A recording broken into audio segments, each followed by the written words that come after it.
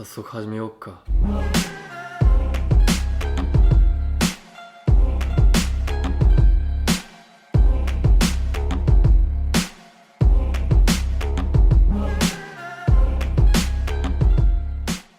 Un yakuza, pour résumer ça de manière très caricaturale, c'est un mafieux japonais. On a l'image du japonais arrogant et très conservateur, mais pourtant yakuza veut dire perdant. Savez-vous pourquoi?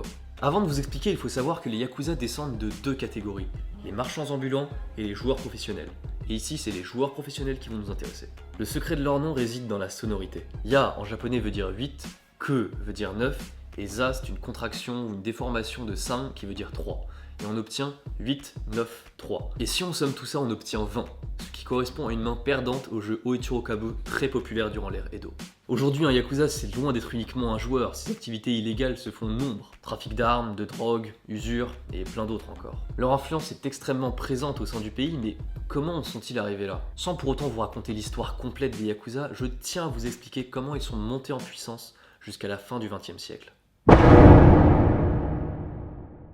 Aussi surprenant que cela puisse paraître, c'est l'État japonais lui-même qui est responsable de la montée des yakuza. En effet, durant la Seconde Guerre mondiale, l'État a fermé les yeux sur les activités illégales de ces derniers, notamment en ce qui concerne les trafics en tout genre dans les territoires conquis, et aussi les divertissements destinés aux troupes militaires.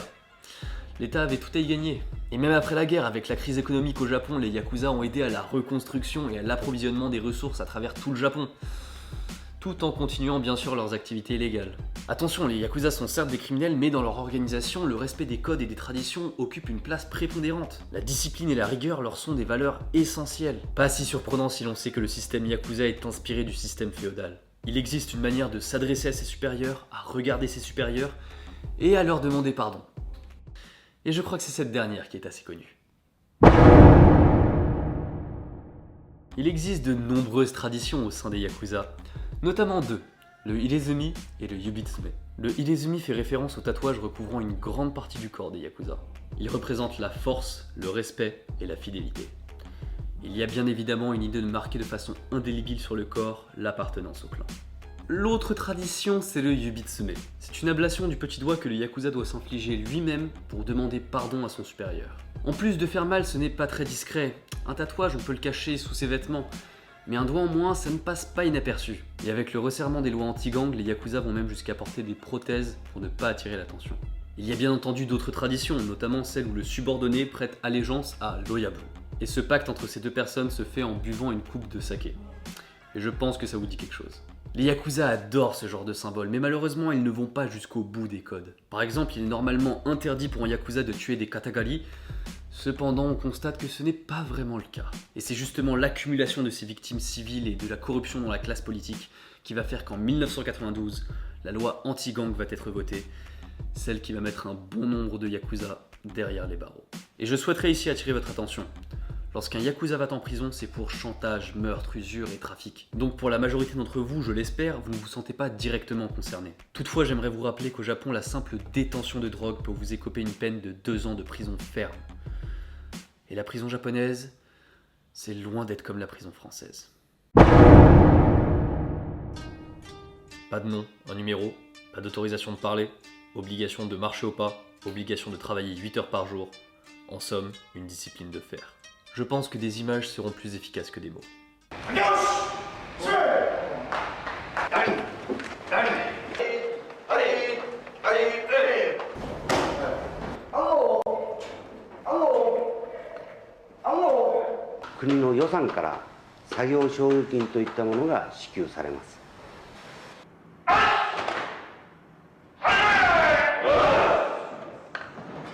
Pour une centaine de prisonniers qui travaillent avec des outils facilement convertibles en armes, il n'y a qu'un seul gardien armé d'un bâton pour les surveiller. C'est assez drôle de mettre ça en parallèle avec les prisons américaines où les gardiens sont armés jusqu'aux dents. Et il va sans dire que contrairement aux prisons américaines, il n'y a aucun trafic d'armes ou de drogue au sein de la prison.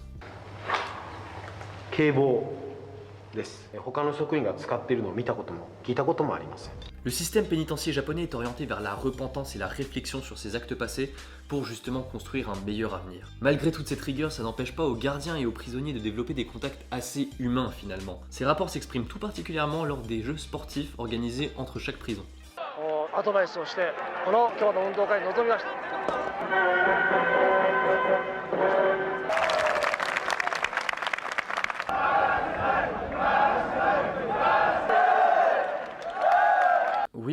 bien un gardien en train de se faire acclamer par ses prisonniers, dont certains sont très probablement d'anciens Yakuza.